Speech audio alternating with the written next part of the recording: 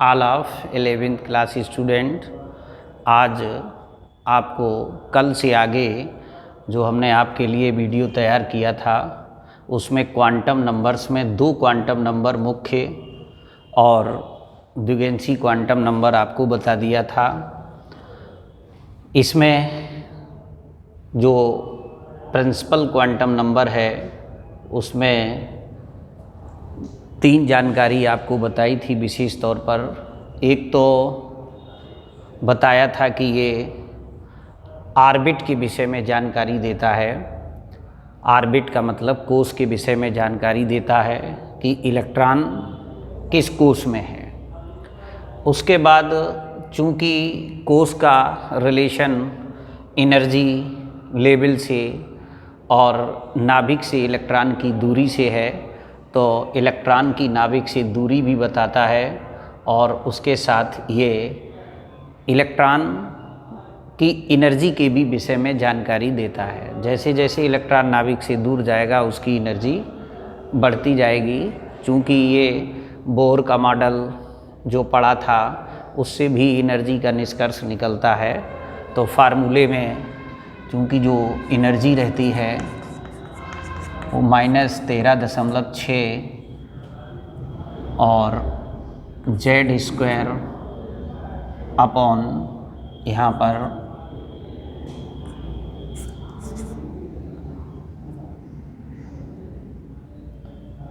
ये energy level का -13.n का मान जैसे जैसे बढ़ेगा तो इन Z² अपॉन n²। तो यानी माइनस में है ये इलेक्ट्रॉन वोल्ट, तो इतना यहाँ पर रिलेशन एनर्जी के लिए भी जान लेते हैं। लेकिन बहुत ज़्यादा आपको डीप में जाने की आवश्यकता नहीं है, क्योंकि फाउंडेशन के हिसाब से आपको पढ़ाने का प्रयास कर रहे हैं, वरना तो इसकी कहानी बहुत लंबी है।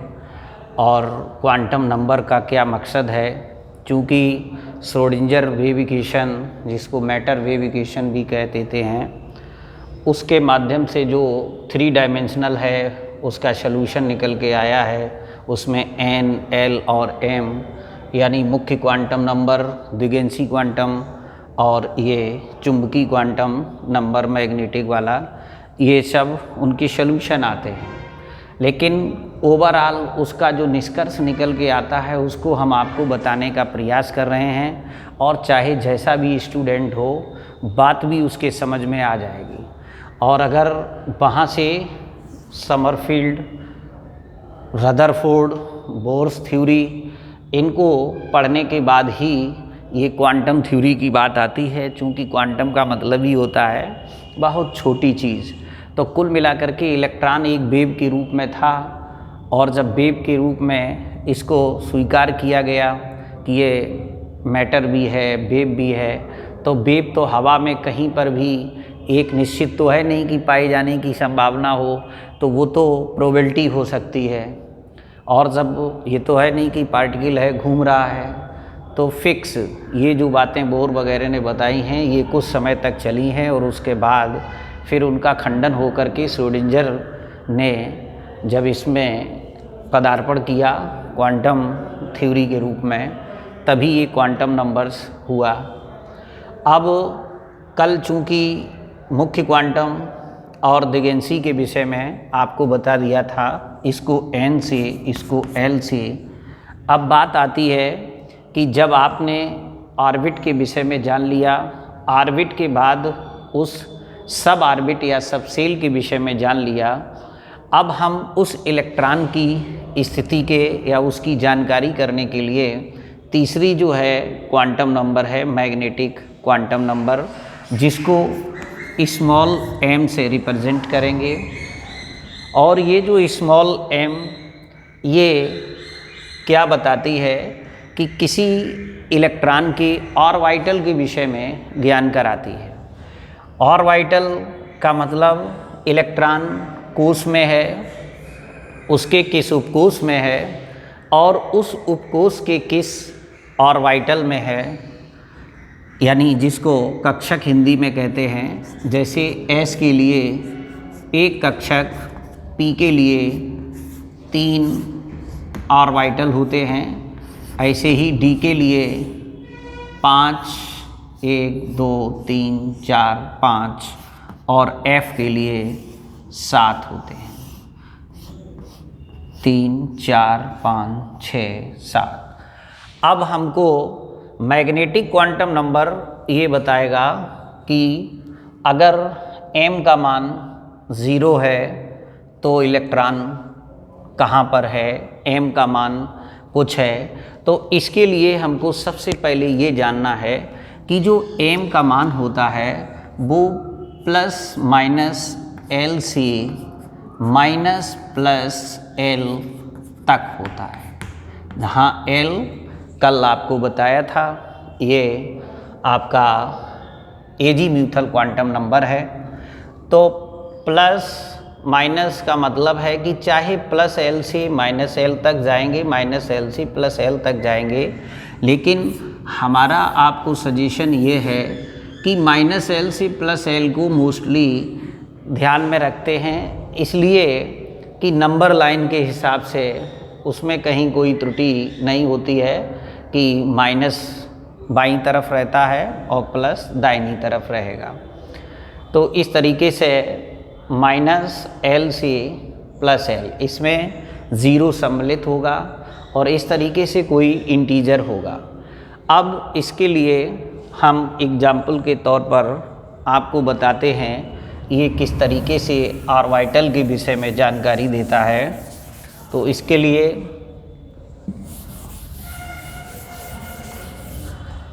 देखिए, अगर n का मान यहाँ पर लिखा जाए और L का मान यहाँ पर लिखा जाए, m का मान यहाँ, अगर n 1 है तो इस n 1 के लिए जो L है उसका मान यहाँ पर 0 हो जाएगा। और अगर n का मान 2 है तो L के मान 2 हो जाएंगे, 0 और 1 हो जाएगा। ये S के लिए हो जाएगा और ये P के लिए हो जाएगा। अब चूँकि n का मान 1 है, 1 का मतलब है कि 1 उसमें सबसेल है और एक सबसेल में एक ऑर्बिटल होता है, तो ये m का मान 1 हो जाएगा। 0 होगा, 1 नहीं, सॉरी 0 हो जाएगा, एक ऑर्बिटल होगा। अब 0 के लिए m का मान 0 है और एक ऑर्बिटल है। p के लिए इसका मान, चूँकि अभी आपको लिखा था m का मान माइनस L से प्लस L तक होता है। यहाँ पर कोई हार्ड एंड फास्ट नहीं, आप प्लस L से माइनस L भी लिख सकते हैं। तो अब P के लिए चूँकि यहाँ पर L का मान 1 है तो m का मान कितना होगा, -1 0 और +1 होगा। इसका मतलब है कि ये नंबर ऑफ ऑर्बिटल भी बताता है। तो इसमें 1 2 3, तो इसके लिए -1 हो गया, इसके लिए 0 हो गया और इसके लिए +1 हो गया। इसी तरह से n का मान जब 3 है तो L का मान एक तो 0 आएगा, एक 1 आएगा और एक 2 आएगा। इस केस की हम चर्चा कर चुके हैं, अब इसकी चर्चा करनी है। इसका मतलब है L का मान हमने 2 कब बताया था, जब इलेक्ट्रॉन D में होगा। अब जब D में होगा तो इसके लिए कितने कक्षकों का आपको निर्माण करना, 1 2 3 4, 1 2 3 4 5। तो इसके लिए -2 हो जाएगा, -1 हो जाएगा, 0 +1 और ये +2 हो जाएगा। तो ये निष्कर्ष निकला, जब L का मान 2 है तब m के मान 5 हो जाते हैं। अब अगर n का मान 4 है तो L का मान 0 हो सकता है, 1 हो सकता है, 2 हो सकता है, 3 हो सकता है। 3 से अधिक की बात नहीं बताई, 4 भी होता है जी के लिए, लेकिन वो विशेष महत्व की बात नहीं है अभी यहाँ पर। तो इसका मतलब है एस में है, पी में है, डी में है, यहाँ एफ में है। इसका मतलब है कि एस पी डी तक की चर्चा ऊपर ये कर ही चुके हैं। अब एफ का मतलब है कि इसमें 7 होंगे और 2 3 4 5 6 7। तो इसके लिए -3 -2 -1 0 +1 +2 और +3 हो जाएगा। तो इस तरीके से n के मान के लिए l के मान और l के मान के लिए m के मान आपको यहाँ पर आ रहे हैं। इसका मतलब जब l का मान 0 है तब m का मान 0, अर्थात कोई एक मान है, कुल मान 1 है। जब l का मान आपका 1 है तब m के कुल मान कितने आ रहे हैं? 3 आ रहे हैं, जिनमें से एक -1 है, एक 0 है, एक +1 है। ऐसे ही जब l का मान 2 है तब इसके 5 आ रहे हैं। तो ज़रा देखिए, इससे ये भी निकलता है कि m के अगर मान दे दिए, l के मान दे दिए जाएं तो m के मान जो हैं 12 + 1 आएंगे। आप देख लीजिए, अगर l का मान 0 है तो m का मान 1 आएगा। वो एक मान क्या होगा? 0 होगा। अगर l का मान 1 है तो m के मान 3 आएंगे, जो कौन होंगे? -1 0 +1। इसी प्रकार से हम 2 और 3 के लिए एक्सप्लेन कर सकते हैं। तो m का जो मान है वो l के मान पर इस तरह से डिपेंड करता है कि अगर l का मान है तो m के कुल मान निकालने के लिए ये फार्मूला आ जाएगा, m = 12 + 1। इस तरीके से हम मैग्नेटिक क्वांटम नंबर के विषय में जान लेते हैं कि अगर s में इलेक्ट्रॉन है तो उसके लिए एक कक्षक होगा, एक ऑर्बिटल होगा। अगर p में इलेक्ट्रॉन है तो 3 ऑर्बिटल होंगे, d में है तो 5 होंगे, f में है तो 7 होंगे। अर्थात मैग्नेटिक क्वांटम नंबर आपके इसी तरह से 7 होंगे, 5 होंगे, 3 होंगे और 1 होगा, जिनके मान क्रमशः ये लिखे हुए हैं। तो ये आपका बेसिक रूप में क्लियर हो जाना चाहिए। हमारी ख्याल में आपको समझ में आ गया होगा कि मैग्नेटिक क्वांटम नंबर क्या होता है। तो इस तरीके से यहाँ पर मैग्नेटिक क्वांटम नंबर को ख़त्म करते हैं और इसके बाद नेक्स्ट आगे बढ़ते हैं।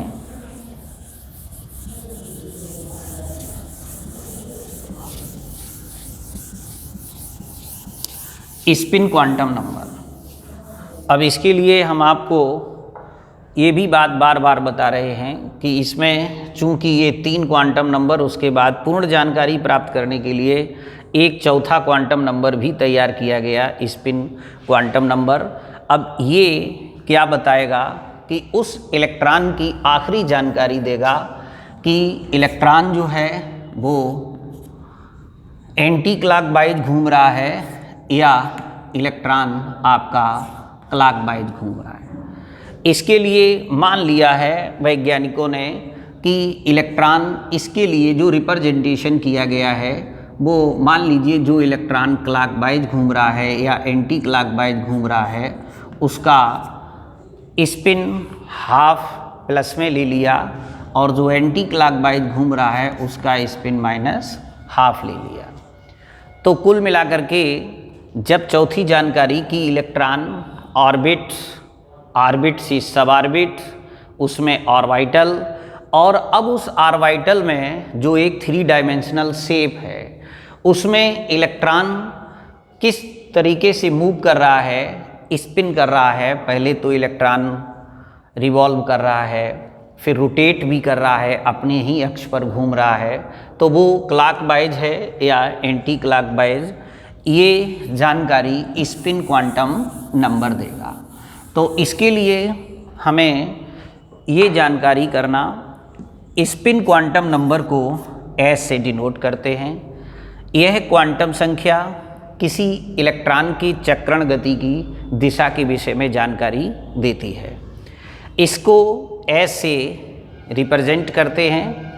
N के मान के लिए, L के मान के लिए, M के मान के लिए S के कुल मान कुछ होते हैं, जिनको आप भली बात अभी एक एग्जाम्पल से समझ सकते हैं कि अगर N का मान 1 है तो L का मान भी 1 होगा, अर्थात 0 होगा। अगर M का मान भी 1 होगा जो 0 होगा, अगर N का मान 1 है। अब अगर N, L, M के मान के बाद S के मान की बात आती है तो इसके मान कितने होंगे?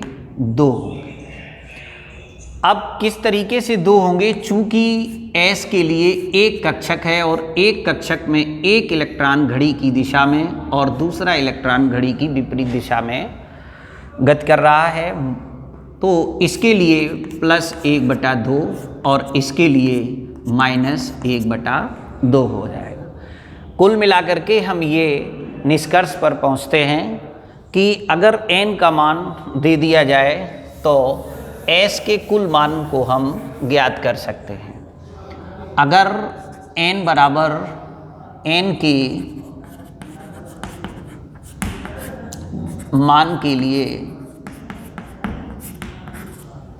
S के मान, तो देखिए हम इसको ऐसे ही लिख देते हैं और ये कुल मान कितने हो जाएंगे? 2n² हो जाएंगे। जो बोर ने बात बताई है, अगर n का मान 1 है तो S के मान 2 होंगे, अभी अभी आपको बताया था। अगर n का मान 2 है तो S के टोटल मान कितने होंगे? ये 2 2 जा 4, 2 जा 8 होंगे। इसी प्रकार से अगर n का मान 3 है तो S के टोटल मान 18 होंगे, n का मान 4 है तो S के टोटल मान 32 होंगे। तो अब इससे ये भी एक निष्कर्ष निकल आया कि इलेक्ट्रॉन पहले कोष में 2 होते हैं, दूसरे में 8 होते हैं, तीसरे में 18 होते हैं और चौथे में 32 होते हैं। क्योंकि पहले कोष में एक उपकोष होता है, दूसरे में S और P होता है और तीसरे में S, P और D होता है, चौथे में S, P, D और F होता है। अब यहाँ पर ये भी है कि S में मैक्सिमम 2 इलेक्ट्रॉन आते हैं, इसमें 6 आते हैं, 10 आते हैं और इसमें 14 आते हैं। एक S के लिए एक ऑर्बिटल होता है जिसमें इलेक्ट्रॉन 2 आते हैं, तो ओवरऑल इसमें 6 और 2 8 हो गए और ये 10, 6, 16 और 2 18 हो गए और इसमें आपके 32 हो जाएंगे। तो कुल मिला के n के मान के लिए S के टोटल मान भी आपको यहाँ पर क्लियर हो जाएंगे। और इस तरीके से ये स्पिन क्वांटम नंबर हो गया। स्पिन क्वांटम नंबर जो है n के मान पर किस तरीके से डिपेंड करता है ये भी आपने जान लिया।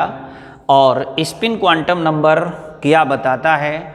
ये उस ऑर्बिटल में, उस स्पेस में, 3 डायमेंशन में इलेक्ट्रॉन के चक्रण गति की दिशा के बारे में जानकारी देता है। अब इसमें n के मान के लिए कुछ विशेष फार्मूले रहते हैं। n के मान के लिए L के मान यानी टोटल मान की बात होती है, तो ये L बराबर n हो जाएगा। n का मान जो होगा L के उतने ही मान होंगे। n के मान के लिए m के कुल मान कितने आएंगे ये आप इस फार्मूले से आसानी से निकाल सकते हैं। m = n² आ जाएगा। और n का मान दिया हो तो n के मान के लिए s के कुल मान कितने आएंगे, यह आप इस फार्मूले से निकाल सकते हैं 2n²। और एक फार्मूला द मोस्ट इम्पॉर्टेंट है, अगर L का मान दिया हो तो L के मान के लिए M के कुल कितने मान होंगे वो इस फार्मूले से आप निकाल सकते हैं। तो M ये आएगा 2L + 1। तो इस तरीके से हमारी समझ में बेसिक नॉलेज आपको कंप्लीट क्वांटम नंबर के विषय में यहाँ से हो गई होगी। जैसा भी क्वेश्चन आएगा आप उसको कर सकते हैं। अब थोड़ा सा एक एग्जाम्पल आपको बताते हैं। जैसे अगर किसी एक डेफिनेट अमुक इलेक्ट्रॉन की चारों क्वांटम संख्याएं आपसे पूछी जाती हैं तो आप उनको किस तरीके से, जैसे अगर क्वेश्चन है कि ये आपका सोडियम एटम है और इसके लास्ट इलेक्ट्रॉन की चारों क्वांटम संख्याएं,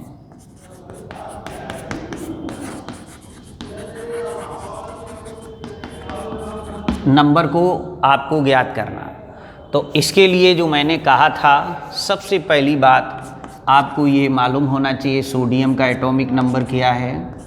आप बाउ प्रिंसिपल से इलेक्ट्रॉनिक कॉन्फ़िगरेशन आना चाहिए, 3s1 है।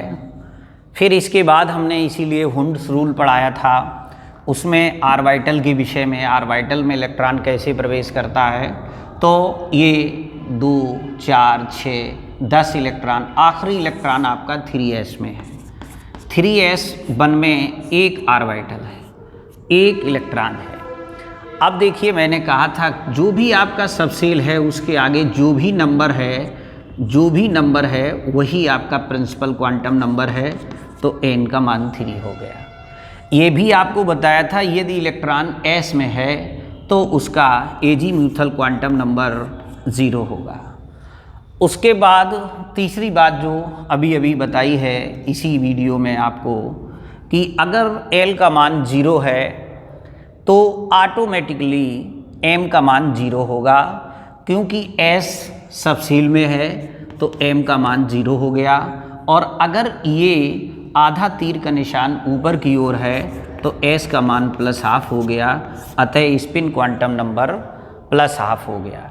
इस तरीके से अगर आपको किसी एटम के इलेक्ट्रॉन की क्वांटम नंबर पूछी गई तो इस तरह से, अगर कहीं n के मान दिए, l के मान दिए, कुल मान पूछे तो इन फार्मूले से आप निकाल सकते हैं। तो इस तरीके से क्वांटम नंबर पर आपको जानकारी दी।